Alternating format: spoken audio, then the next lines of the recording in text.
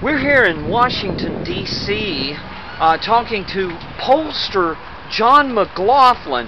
Now, Mr. McLaughlin, I showed up in Ann Marie Buerkle's district the day of a Sienna poll that showed her trailing Dan Maffei by 13 points. Tell us about the Sienna poll and what you're, as a pollster yourself, what was your take on that? It was very different than our polls. We had Maffei running in the mid-40s the whole time, which is a really bad sign for an incumbent, and we had Ann Marie dead even with them.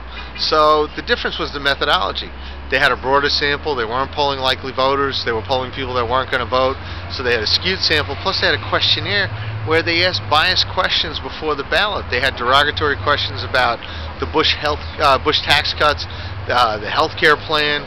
So they were biasing the questionnaire within a biased sample. And before the election, in other districts, they actually changed their methodology and showed Republicans running ahead. So it was really that poll that was negative for Ann Marie was really a drive-by poll. It was just a drive-by shooting where it was really bad press for us that day. But the good thing is the voters don't pay attention to those polls, and it was dead even like our own polls. Our own polls had it dead even, and that's where the result came of it.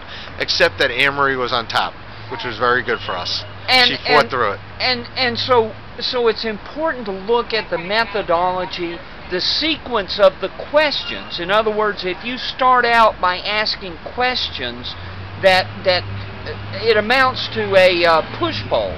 Right, and what it does is it just biases the respondents that they think that you're going to want them to answer in a certain way. So you get conservatives or Republicans saying, no, gee, I'm not going to answer this question, or I'm undecided, when they're really not. And you're encouraging Democrats to stick in the poll when they may not actually be voting. So you got to be, it's buyer beware with pollsters. You got to actually watch what they're saying and then watch what the methodology is. And too often the media takes them and runs with the actual number when it's a biased number. All right. Well, thank you, John McLaughlin. Thank you very much.